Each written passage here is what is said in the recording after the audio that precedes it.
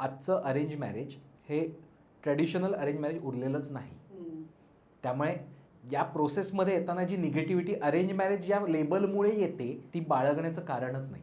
ते लेबल काय आणतं? चहापोह्याचा कार्यक्रम, बघण्याचा कार्यक्रम, 4 भेटीत लग्न, 4 प्रश्न विचारणार, चालून दाखव, हे सगळं आपल्या डोक्यात येतं. गाऊन दाखव वगैरे सगळ्या गोष्टी आपल्या जोक्सपासून ऐकलेल्या बघितलेल्या सगळ्या गोष्टी आजी आई सगळ्यांनी सांगितलेल्या. हे पण डिकन्स्ट्रक्ट करण्याची गरज आहे की आजचं अरेंज मॅरेज कसं आहे. आज काय होतं, पहिल्या भेटीपासून लग्न होईपर्यंत 1.5-2 वर्षाचा कालावधी जाणार आहे. आणि या मधल्या पिरियडमध्ये तुम्ही काय करताय? तुम्ही डेटिंग करताय.